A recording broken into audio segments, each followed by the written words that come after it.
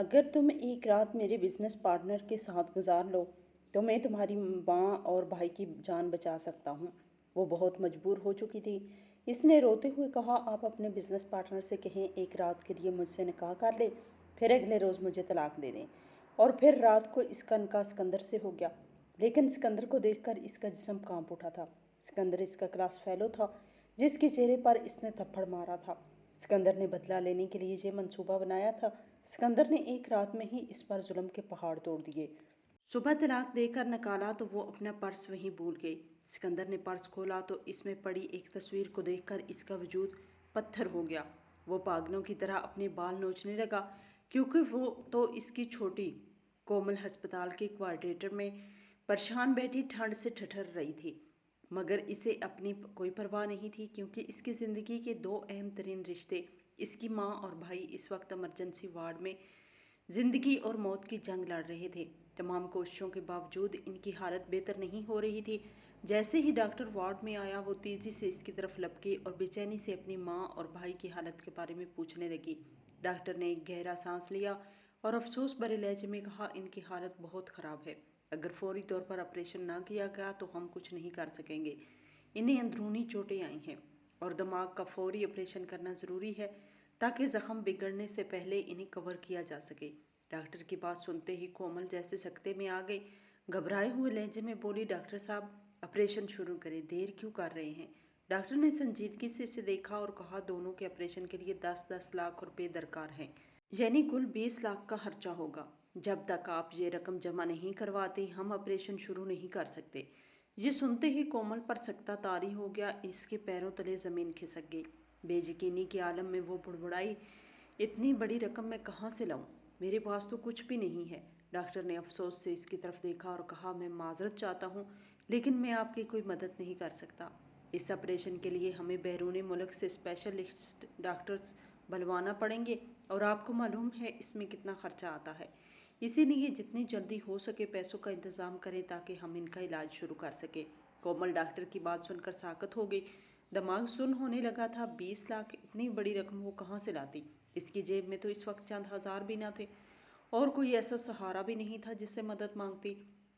ہسپتال کی سفید دیواروں کے بیچ وہ اکیلی کھڑی تھی جیسے زمین و آسمان کے درمیان ملک ہو۔ آنکھوں سے بہتے آنسو اس کی بے بسی کی گواہی دے رہے تھے، اللہ میری ماں اور بھائی کو بچا لے۔ دل کی گہرائیوں سے نکلی فریاد کے ساتھ اس نے اپنا فون نکالا اور بے ترتیب انگلیوں سے چند نمبرز ملانے لگی۔ ایک کے بعد ایک کال کی مگر ہر طرف سے یا تو انکار یا خاموشی۔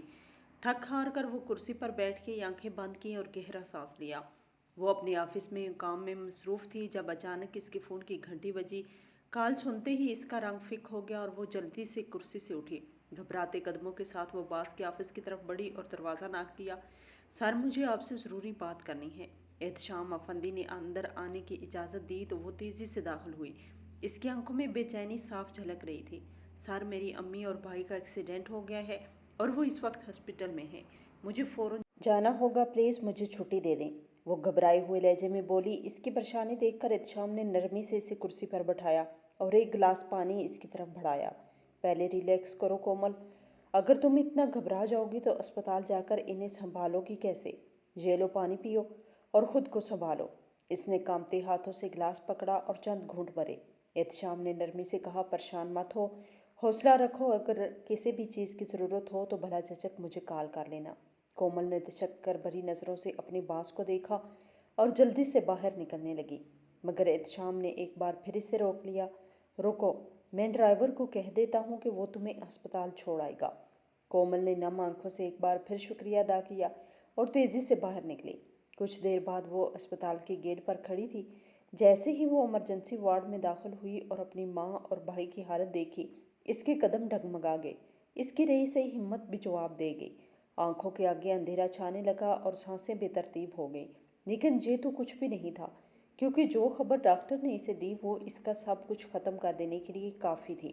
کومل کے پیروں تلے زمین نکل گئی تھی۔ ڈاکٹر کی باتیں اس کی کانوں میں گونج رہی تھی مگر وہ کچھ بھی سمجھنے سے قاصر تھی۔ دونوں کے آپریشن کے لیے 10-10 لاکھ روپے درکار ہیں، یعنی کل 20 لاکھ کا خرچہ ہوگا۔ جب تک آپ یہ رقم جمع نہیں کرواتے ہم آپریشن شروع نہیں کر سکتے۔ یہ جملہ اس کے دماغ پر ہتھوڑے کی طرح برس رہا تھا۔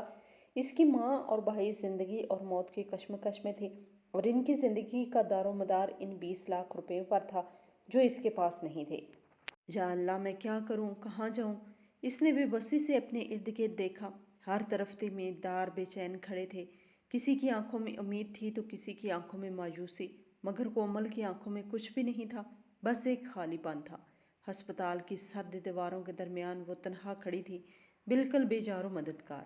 اس نے جیب سے موبائل نکالا اور ایک ایک کر کے سب کو کال کرنے لگی، مگر ہر طرف سے یا تو معذرت سننے کو ملی یا خاموشی۔ وہ دیوار کے ساتھ ٹک گئی، آنکھوں میں آنسو، دل میں اضطراب اور دماغ میں ہزاروں سوالات۔ مجھے ان پیسوں کا بندوبست کرنا ہوگا کسی بھی طرح۔ اچانک اس کے دماغ میں اپنے باس کی بات گونجی، اگر کسی بھی چیز کی ضرورت ہو تو بھلا جھجک مجھے کال کرنا۔ یہ جملہ یاد آتے ہی اس نے فیصلہ کر لیا کہ وہ احتشام افندی سے رقم ادھار لے لے گی، وہ اپنی تنخواہ میں سے کٹواتی رہے گی۔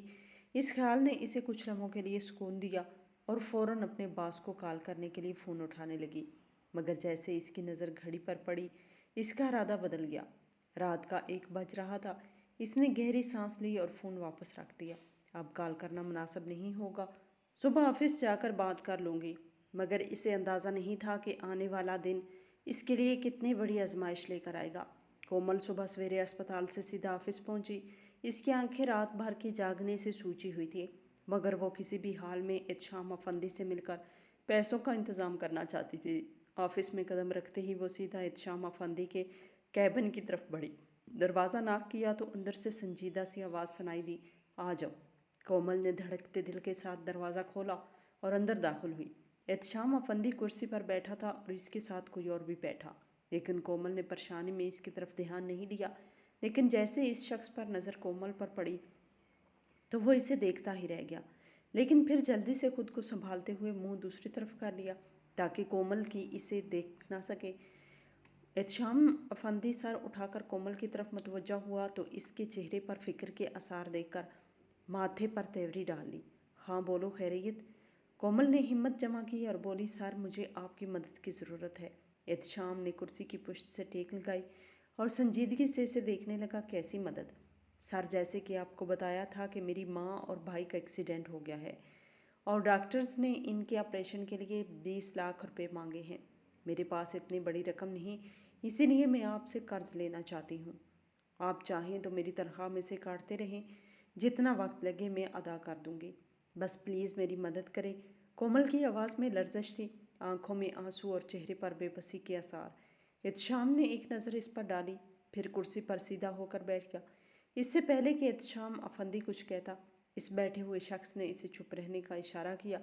احتشام نے اس کا اشارہ سمجھتے ہوئے کومل کی طرف دیکھا اور کہا، آپ اپنے کیبن میں جا کر بیٹھیں، میں تھوڑی دیر میں آپ کو بتاتا ہوں۔ وہ سر جھکا کر باہر چلی گئی۔ وہ شخص سیدھا ہو کر بیٹھ گیا اور نہ صرف احتشام کا بزنس پارٹنر تھا بلکہ اس کا بہترین دوست بھی تھا۔ احتشام نے اس کی طرف دیکھا اور پوچھا، یہ کیا بات ہے؟ تم نے مجھے اس سے بات کرنے سے کیوں روکا؟ وہ شخص مسکرا دیا اور بولا، تم اسے کہو کہ میں ایک شرط کے بدلے اسے پیسے دوں گا۔ لیکن اس نے اپنی شرط بتائی، جسے سن کر احتشام حیرت سے اس کی طرف دیکھنے لگا۔ تم ہوش میں تو ہو؟ تمہیں پتہ ہے کہ تم کیا کہہ رہے ہو؟ احتشام نے حیرت سے پوچھا۔ وہ شخص پھر سے مسکرایا اور بولا، ہاں مجھے پتہ ہے میں کیا کہہ رہا ہوں، ابھی تو موقع ملا ہے سارے حساب بے باک کرنے کا۔ احتشام اس کی بات سن کر چونک گیا۔ کون سا حساب؟ وہ شخص سرپرائز انداز میں مسکرایا اور کہا، بس تم جیسا کرو ویسا کرو جیسا میں کہہ رہا ہوں۔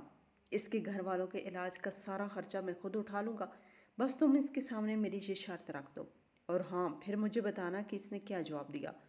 یہ کہہ کر وہ شخص وہاں سے چلا گیا۔ شام کو احتشام نے انٹرکام پر کومل کو اپنے کیبن میں بلایا۔ جب وہ اندر آئی تو اس نے قدرے پریشان ہو کر اپنے باس کو دیکھا۔ احتشام کھڑے ہوتے ہوئے اس کے قریب آیا اور کہنے لگا، میں تمہاری ماں اور بھائی کے علاج کا سارا خرچہ اٹھانے کو تیار ہوں، لیکن اس کے لیے ایک شرط ہے۔ کومل نے بے چینی سے احتشام کے چہرے کی طرف دیکھا اور کہا کہ سر کیسی شرط؟ آپ مجھے بتائیں، مجھے آپ کی ہر شرط منظور ہے۔ احتشام نے گہری سانس لی اور پھر اسے وہ شرط بتائی جو اس کے بزنس پارٹنر نے اسے کہنے کے لیے بولا تھا، تمہیں میرے بزنس پارٹنر کے ساتھ ایک رات گزارنی ہوگی۔ یہ سنتے ہی کومل کے قدموں تلے زمین نکل گئی۔ وہ یوں لرزنے لگی جیسے سوکھا پتا تیز ہوا میں کانپ رہا ہو۔ اس نے بے یقینی سے احتشام افندی کی طرف دیکھا، جیسے یقین نہ آ رہا ہو کہ اس نے واقعی یہ بات کہہ دی ہے۔ وہ غصے سے بولی، سر یہ آپ کیا کہہ رہے ہیں؟ آپ کو ایسا کہتے ہوئے ذرا بھی شرم نہیں آئی؟ احتشام نے اس کی طرف دیکھا اور کندھے اچکاتے ہوئے بے نیازی سے کہا، میری تو یہی شرط ہے، اگر تمہیں اپنی ماں اور بھائی کی زندگی عزیز ہے تو میری شرط مان لو، ورنہ تمہاری مرضی، میں تمہیں فورس نہیں کروں گا۔ کومل کچھ دیر وہیں کھڑی سوچتی رہی، لیکن جیسے اس کے ذہن میں اپنی ماں اور بیمار بھائی کا خیال آیا، اس کی آنکھوں میں تیز آنسو تیرنے لگے۔ آخرکار وہ لرزتے ہوئے لہجے میں بولی، ٹھیک ہے سر، مجھے آپ کی شرط منظور ہے، لیکن… وہ ایک پل کے لیے رکی، پھر ہمت مجموعہ کر کے بولی، آپ اپنے پارٹنر سے کہیں کہ وہ مجھے ایک رات کے لیے نکاح کر لے اور اگلے دن مجھے طلاق دے دے۔ اس سے مجھے یہ سکون رہے گا کہ میں نے کوئی ناجائز تعلق نہیں بنایا یا کوئی گناہ نہیں کیا۔ احتشام افندی نے کومل کی طرف دیکھا اور مسکراتے ہوئے کہا، ٹھیک ہے، میں اس سے بات کر کے تمہیں بتاتا ہوں، اب جاؤ اپنے کیبن میں جا کر بیٹھو۔ کومل شکست خوردہ قدموں سے اپنے کیبن تک پہنچی اور جیسے ہی کرسی پر بیٹھی، یوں لگا جیسے اس کے جسم میں مزید طاقت نہیں رہی۔ وہ لڑکھڑاتے ہوئے انداز کرسی پر بیٹھتے ہی اپنی باہوں میں سر چھپا کر سسک پڑی۔ وہ کبھی سوچ بھی نہیں سکتی تھی کہ زندگی اسے اس موڑ پہ لے آئے گی، جہاں اسے اپنی عزت اور ماں بھائی کی زندگی میں سے کسی ایک کا انتخاب کرنا پڑے گا۔ آنسو اس کے چہرے کو بھگو رہے تھے، مگر وہ جانتی تھی کہ اس کے پاس کوئی اور راستہ نہیں۔ احتشام افندی نے اپنے پارٹنر کو فون کیا اور دوسری طرف سے مسکراتی ہوئی آواز سنائی دی، ہاں بولو، کومل مان گئی؟ احتشام نے سنجیدگی سے کہا، ہاں، لیکن ایک شرط کے ساتھ۔ وہ چاہتی ہے کہ تم نکاح کرو اور پھر بے شک اگلے دن ہی طلاق دے دو۔ چند لمحے خاموشی چھا گئی، پھر اس کے پارٹنر کا ہلکا سا قہقہ لگایا، دلچسپ، نکاح کر کے طلاق دینی پڑے گی؟ ٹھیک ہے، مجھے کوئی اعتراض نہیں، بس اسے کہو کہ نکاح آج ہی ہوگا۔ احتشام نے اپنے پارٹنر کی بات سنتے ہوئے سنجیدگی سے کہا، یار، ایک بار پھر سوچ لو، تم یہ سب کچھ ٹھیک نہیں کر رہے، وہ ایسی لڑکی نہیں، تم اسے کیوں مجبور کر رہے ہو؟ احتشام کی بات سن کر اس کے پارٹنر نے بے نیازی سے کہا، میں نے تم سے جو کہا وہی کرو، مجھے مشورے دینے کی ضرورت نہیں، مجھے پتا ہے کہ میں کیا کر رہا ہوں۔ یہ کہہ کر اس نے فون کاٹ دیا۔ احتشام لب بینچ کے رہ گیا، مگر وہ جانتا تھا کہ اب کچھ کہنے کا کوئی فائدہ نہیں تھا۔ احتشام گہری سانس لے کر کرسی سے اٹھا اور کھڑکی کے قریب جا کر کھڑا ہو گیا۔ باہر کی روشنیوں میں بھی اسے اندھیرا محسوس ہو رہا تھا، اس کا ضمیر اسے ملامت کر رہا تھا، لیکن وہ بے بس تھا۔ وہ جانتا تھا کہ اس کا پارٹنر ضدی اور شفاق انسان ہے، اب کچھ بھی کہنے کا فائدہ نہیں تھا، کیونکہ اگر احتشام اس کی مدد بھی کرے گا تو وہ زبردستی کومل اٹھوا لے گی، اور احتشام جانتا تھا کہ اگر اس نے اپنے بزنس پارٹنر کی بات نہ مانی تو اس کے کاروبار میں بھی مسائل پیدا ہو سکتے ہیں۔ اسی لیے وہ خاموش رہا اور سیدھا کومل کے پاس جا کے بولا، تیار ہو جاؤ، نکاح آج ہی ہوگا، اور ہاں، نکاح ہوتے ہی تمہارے اکاؤنٹ میں رقم ٹرانسفر کر دی جائے گی۔ کومل نے نم آنکھوں کے ساتھ احتشام کی طرف دیکھا اور سر جھکا کر کہا، ٹھیک ہے سر، میں تیار ہوں۔ اس کا بھیگا ہوا چہرہ اور سوجی ہوئی آنکھیں دیکھ کر احتشام نے ایک پل کے لیے نظریں چرائیں، لیکن بولا کچھ بھی نہیں۔ ایک گھنٹے کے بعد وہ اسے لے کر اپنے پارٹنر کے فارم ہاؤس پہنچ گیا، جہاں پہلے ہی نکاح خواہاں اور گواہان موجود تھے۔ نکاح کی رسم اور رخصتی فارم ہاؤس پہنچتے ہی کومل کو ایک الگ کمرے میں لے جایا گیا۔ وہاں اسے ایک شاندار سرخ رنگ کا لہنگا دیا گیا اور ساتھ ہی ایک بیوٹیشن بھی بھیجی گئی، جس نے اسے دلہن کی طرح سجا دیا۔ آئینے میں خود کو دیکھتے ہوئے کومل کو لگا جیسے وہ کوئی اور ہی لڑکی ہو، کوئی ایسی جو اس وقت کی قیدی بن چکی ہو، جس کا اختیار اس کے اپنے ہاتھ میں نہیں تھا۔ باہر ہال میں احتشام اپنے بزنس پارٹنر کے ساتھ بیٹھا تھا۔ اس کے پارٹنر نے بے چینی سے کہا، مولوی صاحب، نکاح جلدی شروع کریں، مجھے دیر نہیں کرنی۔ نکاح خواہ نے پہلے اس شخص کا نکاح پڑھایا، پھر وہ کمرے میں جا کر کومل سے ایجاب و قبول کروانے لگا۔ لرزتے ہونٹوں اور بھیگی پلکوں کے ساتھ کومل نے سر جھکا کر 3 بار قبول ہے کہا، اور یوں وہ کسی اور کی ملکیت بن گئی۔ وہ شخص بے حد خوش تھا۔ نکاح کے بعد اس نے احتشام کو گلے لگایا، سب مہمانوں کو رخصت کیا اور فوراً اسپتال میں فون کر کے کومل کی ماں اور بھائی کے علاج کا بندوبست کروا دیا۔ یہ سب کرنے کے بعد وہ سیدھا کمرے میں چلا آیا جہاں کومل سہمی ہوئی بیٹھی تھی۔ حقیقت کا انکشاف جیسے ہی اس نے دروازہ بند کیا، کومل کی ہتھیلیاں پسینے سے بھیگنے لگی اور خود میں سمٹنے لگی۔ خوف کی ایک لہر نے اس کے وجود کو جکڑ لیا، لیکن جیسے ہی اس نے نظر اٹھا کر دیکھا، اس کی آنکھیں حیرت سے پھٹی کی پھٹی رہ گئی۔ سامنے کھڑا شخص کوئی اور نہیں بلکہ آکاش سکندر تھا، وہی آکاش جس نے اس نے یونیورسٹی کے سامنے سب کے سامنے تھپڑ مارا تھا۔ آکاش نے اس کی حیرت کو دیکھ کر کہکا لگایا اور طنزیہ مسکراہٹ کے ساتھ بولا، لگتا ہے میری بیوی کو سب کچھ یاد آ گیا ہے، اور شاید یہ بھی سمجھ آ گیا ہوگا کہ جن کا محبت کی وجہ سے نہیں بلکہ بدلہ لینے کے لیے کیا گیا ہے۔ کومل کی سانسیں رکنے لگی۔ آکاش آگے بڑھا اور شفاف لہجے میں بولا، تمہیں معلوم ہے جب میں نے تمہیں احتشام کے سامنے مدد مانگتے دیکھا تو میرے ذہن میں فوراً یونیورسٹی کے وہ تمام مناظر گھوم گئے۔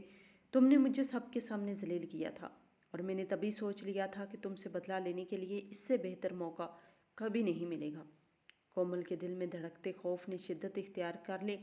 آکاش نے آگے جھکتے ہوئے کہا، تم سوچ رہی ہو کہ یہ نکاح صرف ایک رات کے لیے ہے۔ نہیں کومل، اب تم ہر رات مجھے میری مرضی کے مطابق خوش کرو گی۔ میرے گھر میں تمہیں وہ ہر اذیت ملے گی جس سے تمہیں اپنی غلطی کا احساس ہو، اور یہ سب تب تک چلے گا جب تک تم میرے قدموں میں گر کر معافی نہیں مانگ لو گی۔ اتنا کہہ کر آکاش نے ایک جھٹکے سے اس کے سر سے دوپٹہ کھینچ لیا۔ دوپٹہ اس کے بالوں میں اٹکا تھا اور جیسے ہی وہ کھینچ گیا کومل کے سر میں ایک تیز درد اٹھی۔ بے ساختہ اس کے منہ سے ایک چیخ نکل گئی اور آنکھوں سے آنسو بہنے لگے۔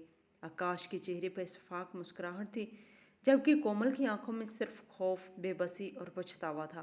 آکاش نے ساری رات کومل پر اپنے بدلے کا غصہ اتارا، اسے ہر ممکن طریقے سے اذیت دی۔ کومل نے سب کچھ خاموشی سے برداشت کیا کیونکہ اس کے پاس اور کوئی راستہ نہیں تھا۔ وہ ٹوٹ چکی تھی، بکھر چکی تھی، لیکن پھر بھی صبر کا دامن تھامے رہی۔ رات بھر اپنی من مانیاں کرنے کے بعد آکاش صبح اٹھا، فاتحانہ مسکراہٹ کے ساتھ کومل کی طرف دیکھا اور شفاف لہجے میں بولا، چلو اٹھو، فریش ہو کر ناشتہ بناؤ اور اس کے بعد گھر کا سارا کام بھی خود کرو گی۔ آج سے سارے ملازموں کی چھٹی، میں تمہیں یہاں عیش کرنے کے لیے نہیں لایا۔ یہ کہہ کر آکاش خود بھی فریش ہونے چلا گیا جبکہ کومل نے بڑی مشکل سے خود کو سمیٹا اور اٹھ کر بیٹھ گئی۔ اس کا پورا وجود دکھ رہا تھا جیسے روح تک چھلنی ہو گئی ہو۔ کچھ دیر بعد آکاش فریش ہو کر باہر آیا اور کومل جلدی سے واش روم میں چلی گئی تاکہ مزید کوئی تلخ بات نہ سننی پڑی۔ امید کی کرن کچھ دیر بعد جب کومل فریش ہو کر باہر نکلی تو آکاش آفس جانے کے لیے تیار ہو رہا تھا۔ اس نے ایک سرسری نظر کومل پر ڈالی اور سخت لہجے میں بولا، جلدی سے ناشتہ بنا دو ورنہ میں لیٹ ہو جاؤں گا، اور اگر میں لیٹ ہوا تو اس کی سزا تمہیں بھگتنا پڑے گی۔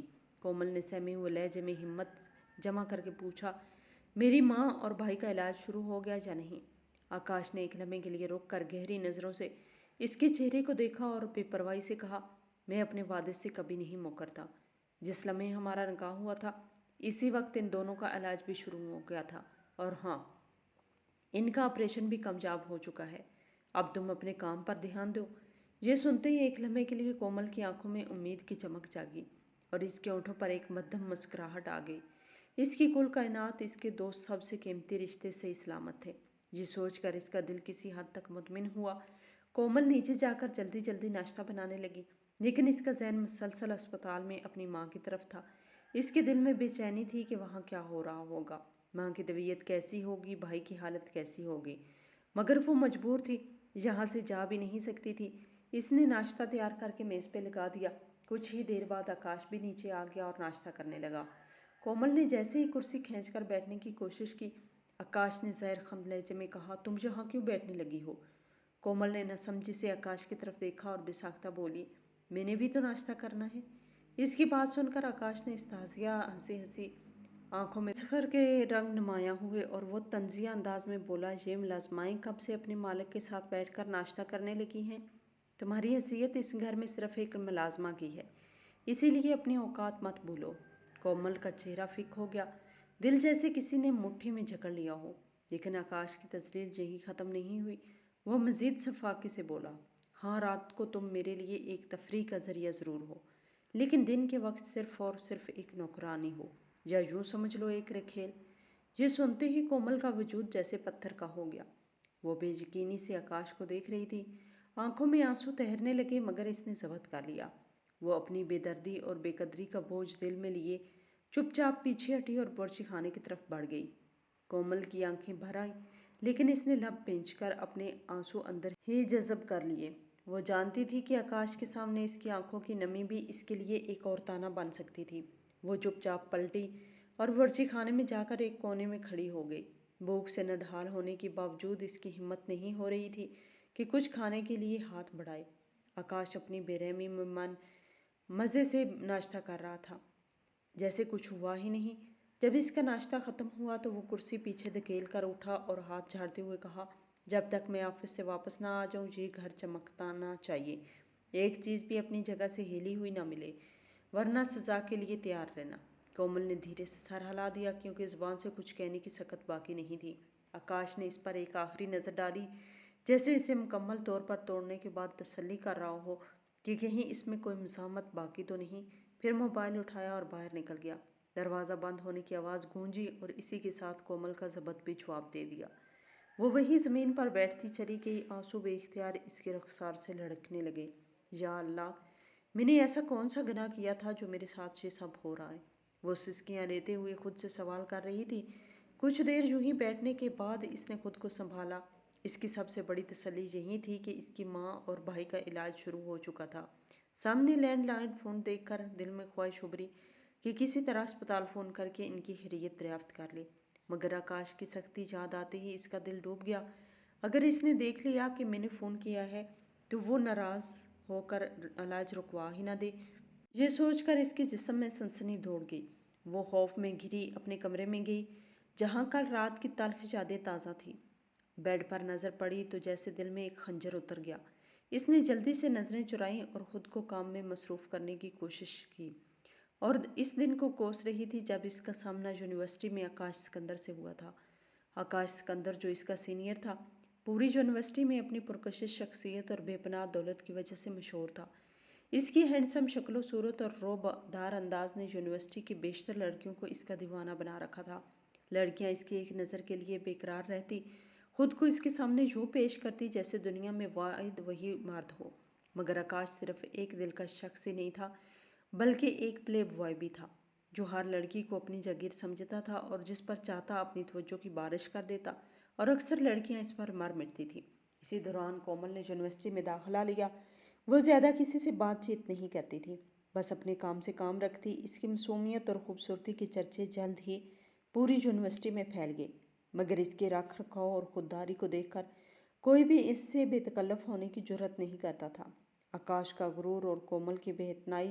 آکاش کو لگا کہ جس طرح ہر لڑکی اس کے آگے پیچھے گھومتی ہے، اس طرح کومل بھی اس کی ایک جھلک پانے کو بے تاب ہوگی۔ اس نے ایک دو بار اسے متاثر کرنے کی بھی کوشش کی، مگر کومل نے اس کی طرف کوئی توجہ نہ دی۔ یہ بات آکاش کے غرور کو ٹھیس پہنچانے کے لیے کافی تھی۔ وہ کیسے برداشت کر سکتا تھا کہ ایک عام سی لڑکی جو اس کی توجہ پانے کے لائق بھی نہیں، اسے نظر انداز کر رہی ہے۔ یہی انا کا مسئلہ اسے مجبور کر گیا کہ وہ کومل کو جھکانے کی ٹھان لے۔ ایک دن اس نے یونیورسٹی کی کینٹین میں کومل کا راستہ روک لیا۔ یہ کیا بدتمیزی ہے؟ کومل نے غصے سے اس کی طرف دیکھا۔ تمہاری ہمت کیسے ہوئی میرا راستہ روکنے کی؟ آکاش سکندر ہنسا اور کندھے اچکاتے ہوئے بولا، میں تم سے دوستی کرنا چاہتا ہوں۔ دوستی کر لو اور راستہ لے لو۔ کومل نے تیز نظروں سے اسے گھورا اور سخت لہجے میں کہا، میں تم سے دوستی کیوں کروں؟ مجھے ان فضول دوستیاں پالنے کا کوئی شوق نہیں، خاص طور پر لڑکوں سے۔ یہ کہہ کر وہ ایک طرف سے نکلنے لگی، مگر آکاش نے اس کا ہاتھ پکڑ لیا۔ یہی لمحہ کومل کے صبر کے انتہا تھی۔ اگلے ہی لمحے اس کا لہراتا ہوا ہاتھ آکاش کے چہرے پر نشان چھوڑ گیا۔ پوری کینٹین میں خاموشی چھا گئی۔ سب کی نظریں آکاش پر جم گئی جس کے چہرے پر حیرت اور غصے کا طوفان تھا۔ کومل اپنا ہاتھ چھڑوا کر آگے بڑھ گئی، مگر آکاش کے لیے یہ سب کے سامنے ہونے والی بے عزتی کسی طور ہضم کرنا ممکن نہ تھا۔ وہ اس تھپڑ کی گونج اپنے کانوں میں محسوس کرتا رہا، اور اسی وقت اس نے فیصلہ کر لیا کہ وہ کومل کو اس غلطی کی سزا ضرور دے گا۔ لیکن بدقسمتی سے یہ آکاش کا آخری سیمسٹر تھا۔ امتحانات کی تیاری میں مصروف ہونے کے باعث وہ وقتی طور پر کومل سے بدلہ لینے کا ارادہ بھول گیا، مگر صرف وقتی طور پر۔ لیکن پیپر سے فارغ ہوتے ہی آکاش نے کومل سے بدلہ لینے کا منصوبہ بنایا، لیکن اسے پتہ چلا کہ کومل یونیورسٹی چھوڑ چکی ہے۔ اس کے والد ایک حادثے میں جاں بحق ہو گئے تھے اور گھر کے اخراجات اٹھانے والا کوئی نہیں رہا تھا۔ ایسے میں کومل کے لیے پڑھائی جاری رکھنا ممکن نہیں تھا۔ معاشی حالات کی تنگی کے باعث اس نے اپنی تعلیم ادھوری چھوڑ دی اور نوکری کی تلاش میں نکل پڑی۔ کچھ دنوں کی جدوجہد کے بعد اسے احتشام افندی کے آفس میں نوکری مل گئی۔ یہ خبر آکاش کے لیے کسی بھی طرح اچھی نہیں تھی۔ وہ کومل کو ڈھونڈنا چاہتا تھا، مگر اسی دوران اس کے والد نے اسے لندن بھیج دیا۔ نئی شروعات اور ایک نیا طوفان۔ کومل نے نوکری کے ساتھ ساتھ اپنی تعلیم بھی پرائیویٹ طور پر مکمل کرنا شروع کر دی۔ اس نے محنت سے اپنی ڈگری مکمل کی اور اب وہ پوری توجہ سے جاب کر رہی تھی۔ زندگی کچھ حد تک سنبھلنے لگی تھی، لیکن پھر ایک قیامت اس پر ٹوٹ پڑی۔ اس کی ماں اور بھائی ایک حادثے کا شکار ہو گئے۔ یہ خبر اس کے لیے کسی بجلی کے کڑاکے سے کم نہیں تھی۔ وہ مسلسل انہی خیالات میں گھری ہوئی تھی کہ اچانک دروازہ کھلنے کی آواز آئی۔ وہ فوراً اپنے آنسو صاف کرنے لگی اور کام میں مصروف ہو گئی، کیونکہ وہ جانتی تھی کہ گھر میں آکاش کے علاوہ کوئی نہیں آ سکتا۔ اگر آکاش نے اسے یوں روتے ہوئے دیکھ لیا تو پھر سے کڑوی کسیلی باتیں سنانے لگے گا۔ کومل نے جلدی سے خود کو سنبھالا اور کچن میں مصروف ہو گئی۔ کچھ ہی دیر میں آکاش اندر آیا۔ اس کی نظریں سیدھی کومل پر جا ٹھہری، جو خود کو کام میں مصروف رکھنے کی ناکام کوشش کر رہی تھی۔ بہت وفاداری دکھائی جا رہی ہے، آکاش طنزیہ لہجے میں بولا۔ لگتا ہے تمہیں میری دی گئی حیثیت قبول ہو چکی ہے۔ کومل نے کوئی جواب نہیں دیا، بس نظریں جھکا کر کام میں مگن رہی۔ آکاش کو اس کی خاموشی مزید تپانے لگی۔ وہ قریب آیا اور زبردستی اس کی ٹھوڑی اوپر کی تاکہ وہ اس کی آنکھوں میں دیکھے۔ کیا تم رو رہی تھی؟ آکاش نے سخت لہجے میں پوچھا۔ کومل نے جلدی سے اپنا چہرہ جھٹک کر پیچھے ہٹنا چاہا، مگر آکاش نے اس کی کلائی دبوچ لی۔ میں نے سوال کیا ہے، جواب دو۔ میری ماں اور بھائی اسپتال میں ہیں، اگر میں پریشان ہوں تو اس میں حیرت کی کیا بات ہے؟ کومل کی آواز بھرائی ہوئی تھی، لیکن وہ اپنی کمزوری ظاہر نہیں کرنا چاہتی تھی۔ آکاش نے ایک لمحے کے لیے اسے دیکھا، پھر ایک زہریلی مسکراہٹ اس کے چہرے پر ابھری۔ پریشان مت ہو، میں نے تمہیں پہلے ہی کہہ دیا تھا، تمہاری وفاداری کے بدلے میں ان کا علاج ہو رہا ہے، لیکن اگر تم نے کوئی چالاکی دکھائی تو یاد رکھنا وہ اسپتال میں ہے، باہر بھی آ سکتے ہیں، زندہ یا۔ آکاش نے جملہ ادھورا چھوڑا۔ بس۔ کومل کی آنکھوں میں خوف اور غصہ ایک ساتھ ابھرا۔ تم اتنے سنگ دل کیسے ہو سکتے ہو؟ آکاش کہکا لگا کر ہنسا۔ سنگ دل؟ ہاں میں سنگ دل ہوں، کیونکہ تم نے مجھے اس دن سب کے سامنے ذلیل کیا تھا۔ اب تمہیں ہر دن ہر لمحہ اس بے عزتی کی قیمت چکانی ہوگی۔ کومل کی آنکھوں میں آنسو تیرنے لگے، مگر اس نے ضبط کر لیا۔ وہ جانتی تھی کہ یہاں آنسو بہانے کا کوئی فائدہ نہیں۔ وہ مزید کچھ بولتی، مگر آکاش نے اس کی کلائی جھٹکے سے چھوڑ دی اور کھانا کھاتے ہوئے بولا، جلدی سے کھانا بنا لینا، شام کو میرے کچھ دوست آ رہے ہیں۔ یہ کہہ کر وہ وہاں سے چلا گیا، جبکہ کومل خود کو دیوار کے ساتھ ٹیک لگا کر زمین پر بیٹھ گئی۔ کچھ دیر بعد وہ خود کو سنبھالتے ہوئے اٹھی اور کھانا بنانے میں مصروف ہو گئی۔ اس نے دل ہی دل میں فیصلہ کر لیا تھا کہ رات کو وہ آکاش سے بات کرے گی، کہ وہ اسے ایک بار اس کی ماں سے ملوانے لے جائے۔ شاید وہ مان ہی جائے۔ رات کے کھانے کے بعد جب آکاش کے دوست چلے گئے تو کومل بھی کچن سمیٹ کر کمرے میں چلی گئی۔ آکاش صوفے پر بیٹھا فون پر کسی سے بات کر رہا تھا، جبکہ کومل خاموشی سے اس کے قریب جا کر کھڑی ہو گئی۔ وہ اپنی انگلیاں مروڑتے ہوئے ہمت جتانے لگی، مگر آکاش اس کی موجودگی میں اس کا دل عجیب طرح سے گھبرا رہا تھا۔ آکاش نے فون بند کیا اور جیسے ہی اس کی نظر کومل پر پڑی، کیا ہوا؟ کچھ کہنا ہے تو کہو، ایسے ہی کھڑی مت رہو میرے سر پر سوار ہو کر۔ کومل نے گہری سانس لی اور ہلکی آواز میں بولی، میں اپنی ماں سے ملنا چاہتی ہوں، پلیز بس ایک بار۔ آکاش نے سنجیدگی سے اس کی طرف دیکھا۔ واقعی؟ تمہیں لگتا ہے کہ میں تمہاری خواہش پر تمہیں فوراً اسپتال لے جاؤں گا؟ کومل کی آنکھوں میں بے بسی کے آنسو آ گئے۔ آکاش میں صرف ایک بار، بس ایک بار اپنی ماں کو دیکھنا چاہتی ہوں، پلیز۔ آکاش نے اسے چند لمحے گھورا، پھر کچھ سوچتے ہوئے بولا، ٹھیک ہے، لیکن صرف یہ پہلی اور آخری بار ہوگا۔ کومل نے تیزی سے سر اٹھایا اور کہا، ٹھیک ہے۔ اس کے لیے اتنا ہی کافی تھا کہ وہ کم از کم ایک دفعہ تو ٹھیک ہونے کے بعد اپنی ماں اور بھائی کو دیکھ لیتی۔ اس طرح اس کے دل کو بھی تسلی ہو جائے گی۔ جیسے ہی اسپتال کے سفید سرد ماحول میں قدم رکھا، کومل کا دل تیزی سے دھڑکنے لگا۔ اس کے قدم خود بخود اپنی ماں اور بھائی کے کمرے کی طرف بڑھنے لگے۔ دروازہ کھولتے ہی جو منظر اس کی آنکھوں کے سامنے آیا، اس نے اس کی روح جھنجھوڑ دی۔ اس کی ماں اور بھائی بے حس و حرکت لیٹے تھے، مشینوں میں جھکڑے سانسیں لیتے، مگر زندگی سے بے خبر۔ ان کے جسموں میں لگی بے شمار نالیاں اور مانیٹر پر چلتی دھڑکنوں کی لکیریں اس کے دل پر کسی تیز خنجر کی طرح وار کر رہی تھی۔ کومل کی آنکھوں سے آنسو بہنے لگے۔ وہ بے اختیار آگے بڑھی اور اپنی ماں کے قریب جا کر بیٹھ گئی۔ اس کے کانوں میں ڈاکٹر کی وہ آوازیں گونجنے لگیں کہ کہہ رہے تھے کہ علاج تو ہو رہا ہے، مگر دوا کی بھی ضرورت ہے۔ آکاش دروازے پہ کھڑا خاموشی سے یہ منظر دیکھ رہا تھا، ایسا منظر جس میں وہ پہلی بار کومل کے درد کو محسوس کر رہا تھا۔ کومل کی بے بسی، اس کے کانپتے لب اور بہتے آنسو اس کے دل پر کچھ عجیب سا اثر چھوڑ گئے۔ وہ بے اختیار ہی آگے بڑھا اور کومل کے کندھے پہ ہاتھ رکھا تو وہ غیر ارادی طور پر پلٹی اور سیدھا آکاش کے سینے سے جا لگی۔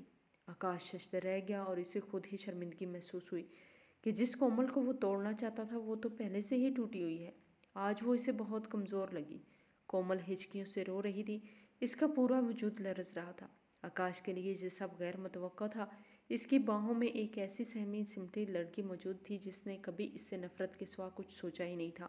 وہ خود میں الجھ گیا کہ اسے کیا کرنا چاہیے، مگر بے ساختہ اس کے ہاتھ اٹھے اور اس نے نرمی سے کومل کو تھام لیا۔ یہ پہلا موقع تھا جب آکاش نے بغیر کسی شرط، بغیر کسی جبر کے کومل کو اپنے حصار میں لیا۔ وہ خاموشی سے اس کے بالوں میں انگلیاں پھیرنے لگا جیسے اسے تسلی دے رہا ہو۔ کومل کے آنسو اس کی شرٹ میں جذب ہو رہے تھے اور آکاش کو پہلی بار اپنے دل میں کومل کے لیے نرم گوشہ محسوس کیا۔ پھر آکاش نے نرمی سے کومل کی پیٹھ سلاتے ہوئے کہا، کومل بس کرو رونا، یار خدا سے دعا کرو کہ وہ تمہاری ماں اور بھائی کو صحت دے۔ اس کے خزانے میں کس چیز کی کمی نہیں، وہ سب کی سنتا ہے اور سب کو نوازتا بھی ہے۔ کومل نے آکاش کی بات سن کر نم آنکھوں سے اس کی طرف دیکھا۔ اس کا لہجہ آج پہلی بار نرم تھا، جیسے وہ واقعی اس کے درد کو سمجھ رہا ہو۔ اسی لمحے کومل نے خود کو سنبھالا اور پیچھے ہٹ گئی۔ مجھے امی کے پاس بیٹھنا ہے، اس نے آہستہ سے کہا اور آگے بڑھ کر اپنی ماں کا ہاتھ تھام لیا۔ آکاش کچھ لمحے خاموشی سے اسے دیکھتا رہا، پھر بولا، میں باہر انتظار کر رہا ہوں، جب تمہارا دل کرے آ جانا۔ یہ کہہ کر وہ کمرے سے نکل گیا، مگر اس کا دل عجیب کیفیت میں تھا۔ وہ خود کو کومل سے ہمدردی کرنے سے روکنا چاہتا تھا، مگر نہ جانے کیوں اس کی آنکھوں میں آنسو دیکھ کر اسے بے چینی ہونے لگی تھی۔ کومل کافی دیر تک اپنی ماں اور بھائی کے پاس بیٹھی رہی۔ انہیں بے جان حالت میں دیکھ کر اس کا دل بار بار ٹوٹ رہا تھا، مگر وہ جانتی تھی کہ اسے ہمت نہیں ہارنی۔ جب نرس نے آ کر کہا کہ اب آپ باہر بیٹھ جائیں، میں نے انہیں میڈیسن دینی ہے، تو وہ آہستہ آہستہ قدم اٹھاتی ہوئی کمرے سے باہر نکلی۔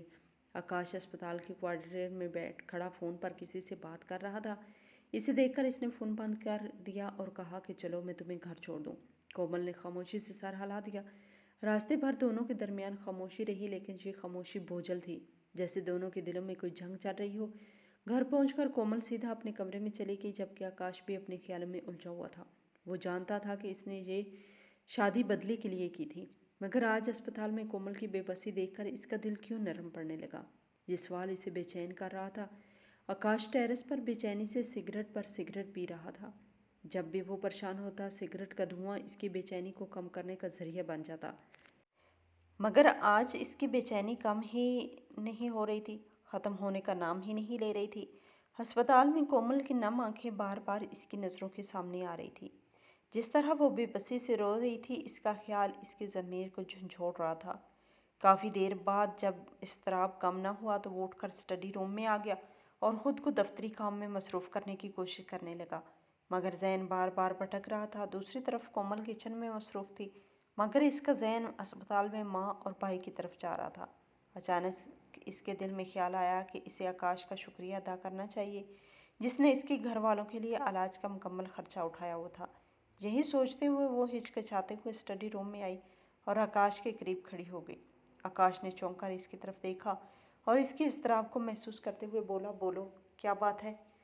کومل نے سر جھکاتے ہوئے آہستہ سے کہا کہ میں آپ کا شکریہ ادا کرنا چاہتی ہوں۔ آکاش نے سوالیہ نظروں سے اسے دیکھا اور پوچھا، کس بات کا شکریہ؟ کومل نے ایک نظر آکاش کی طرف اٹھائی اور پھر نظریں جھکا کر بولی، آپ نے میرے گھر والوں کے علاج کا سارا خرچہ اٹھایا، اس کے لیے میں آپ کی بہت شکر گزار ہوں۔ اتنی مدد تو شاید ہی کوئی کرتا۔ آکاش خاموشی سے اسے دیکھتا رہا اور کومل یہ کہہ کر پلٹ کر واپس کچن میں چلی گئی۔ وہ دروازے سے باہر جاتی کومل کو دیکھتا رہا اور سوچنے لگا، یہ لڑکی کیا چیز ہے؟ میں نے اس کے ساتھ اتنا برا کیا، پھر بھی یہ مجھے اپنا محسن سمجھ رہی ہے۔ آکاش نے گہرا سانس لیا اور کرسی کی پشت سے ٹیک لگا کر آنکھیں بند کر لیں۔ آج پہلی بار اسے اپنے کیے پر عجیب سا احساس ہو رہا تھا۔ وہ جو ہمیشہ ہر چیز کو اپنی مرضی سے قابو رکھنے کا عادی تھا، آج کومل کی معصومیت اور شکر گزاری نے اس کے اندر ایک عجیب سا خلل پیدا کر دیا تھا۔ اس کے دل و دماغ میں الجھن بڑھنے لگی۔ کچھ دیر بعد جب وہ اپنے خیالات سے باہر نکلا تو گھڑی پر نظر ڈالی۔ رات خاصی ہو چکی تھی اور وہ اٹھا اور کمرے میں چلا گیا۔ آکاش کا فون بجا تو اس نے دیکھا کہ اسپتال سے کال آ رہی تھی۔ اس نے فوراً کال ریسیو کی، مگر جو خبر اسے سننے کو ملی وہ اسے ہلا کے رکھ گئی۔ وہ گھبرا کر جلدی سے اٹھا اور سیدھا نیچے کچن کی طرف بڑھا، جہاں کومل برتن سمیٹ رہی تھی۔ کومل جلدی سے چادر لو، ہمیں ابھی اسپتال جانا ہے۔ आकाश की अजरत भरी आवाज़ सुनकर कोमल के हाथ बर्तन धोते धोते रुक गए। वो हैरत से इसकी तरफ देखने लगी और पूछा, लेकिन अभी तो हम अस्पताल से आए हैं, अब वहाँ क्या हुआ है? आकाश को समझ नहीं आ रहा था कि वो कैसे इसे खबर दे। वो गहरी सांस में बोला, तुम बस चादर लेकर आओ, रास्ते में सब बता दूंगा, अभी फौरन चलो। कोमल आकाश के चेहरे पे फैली घबराहट देखकर परेशान हो गई। वो जल्दी से अपनी चादर लेने भागी और वापस आई तो आकाश पहले ही दरवाजे की तरफ बढ़ चुका था। रास्ते में भी कोमल बार बार पूछती कि आखिर क्या हुआ है, प्लीज़ मुझे बताएं, मगर आकाश खामोश रहा और मुख्तसर सा जवाब दिया, घर पहुंचो, सब पता चल जाएगा। जैसे ही वो अस्पताल पहुंचे, आकाश तेजी से इसे इसकी माँ के कमरे की तरफ ले गया। अंदर दाखिल होते ही कोमल की नज़र सफ़ेद चादर से ढके वजूद पर पड़ी और इसके कदम वहीं जम गए। ये क्या? इसका दिल ज़ोर ज़ोर से धड़कने लगा। वो बेयकीनी से आगे बढ़ी और कांपते हाथों से चादर हटाई। माँ के साकत चेहरे को देखकर इसके हलक से एक ज़ोरदार चीख निकली। नहीं, ऐसा नहीं हो सकता। अम्मी, आप मुझे छोड़कर नहीं जा सकती। वो बेख्तियार माँ के सीने से लिपट गई और हिचकियाँ ले लेकर रोने लगी। पूरा कमरा इसके बैन से गूंज रहा था। आकाश ने इसे संभालने की कोशिश की, मगर वो किसी तरह भी काबू नहीं आ रही थी। अम्मी प्लीज़ आंखें खोले, मुझे छोड़कर मत जाए। वो बिलक बिलक कर रोती रही, यहाँ तक कि शिद्दत गम से इसकी हालत गैर होने लगी। आकाश ने इसे थामने की कोशिश की, मगर अचानक वो एक झटके से पीछे हुई, चलने में लरसती रही और फिर बेहोश हो गई। कोमल की बेहोश होते ही आकाश तेजी से आगे बढ़ा। वो इसे ज़मीन पर गिरने से पहले संभाल लिया। इसकी सांसें मद्दम हो रही थी, चेहरा जर्द पड़ चुका था। आकाश ने घबरा कर इसे कंधों से हिलाया। कोमल, होश में आओ प्लीज़। इसकी आवाज़ में वही इज़्तिराब था जो इसके दिल में था। नर्सें और डॉक्टर फ़ौरन अंदर आए। आकाश ने जल्दी से कहा, ये बेहोश हो गई है, प्लीज़ इसे देखें। नर्स ने कोमल को चेक किया और कहा, ये सदमे की वजह से बेहोश हुई है, अभी कुछ देर में होश में आ जाएगी, मगर इसे आराम की ज़रूरत है। आकाश ने सर हिलाया और इसे वहीं करीब बेड पर मुंतकिल करवाया और वहीं खड़ा इसे देखता रहा। इसका मासूम चेहरा आंसुओं से तर था, जैसे बेहोशी की हालत में भी वो रो रही हो। कुछ ही देर में कोमल की पलकें लर्जी और वो आस्ता आस्ता होश में आने लगी। आंखें खोलते ही इसने कमज़ोरी से इर्द गिर्द देखा और जैसे ही इसे याद आया कि वो कहाँ है, आंसू दोबारा इसकी आंखों से बहने लगे। अम्मी, इसके लब कांपे, आवाज़ निकली मगर बहुत मध्यम। आकाश ने फ़ौरन आगे बढ़कर इसके आंसू साफ किए। कोमल, खुद को संभालो, मैं जानता हूँ ये बहुत मुश्किल है, लेकिन तुम्हें हिम्मत करनी होगी। आकाश एम्बुलेंस में कोमल की माँ के जनाजे के साथ इनके घर पहुँचा। कोमल भी साथ थी, मगर अब वो बिल्कुल खामोश हो चुकी थी। बस इसकी आंखों से आंसू मुसलसल बह रहे थे, मगर इसमें इतनी सकत नहीं थी कि वो कोई लफ्ज़ भी अदा कर सके। देखते ही देखते इसकी माँ की तदफीन कर दी गई। अगले ही दिन सब लोग अपने अपने घरों को लौट गए और आकाश भी कोमल को अपने साथ ले आया। मगर कोमल अब महज एक जिंदा लाश की मान थी, जिसे किसी भी चीज़ का होश नहीं था। वो हर चीज़ से बेनियाज थी, जैसे ज़िंदगी की हर उम्मीद खो चुकी हो। इन दिनों में आकाश ही इसे संभाल रहा था। कोमल की माँ की वफ़ात पर एहतशाम अफंदी भी आया था और जब इसने आकाश को कोमल का ख्याल रखते हुए देखा तो इसके दिल को एक अजीब सा सुकून मिला, वरना इसका ज़मीर बार बार इसे मलामत कर रहा था कि इसने एक मासूम लड़की को अपने इंतकाम की आग में झोंक दिया। लेकिन अब आकाश का बदला हुआ रवैया देखकर जैसे इसके दिल से कोई भारी बोझ हट गया हो।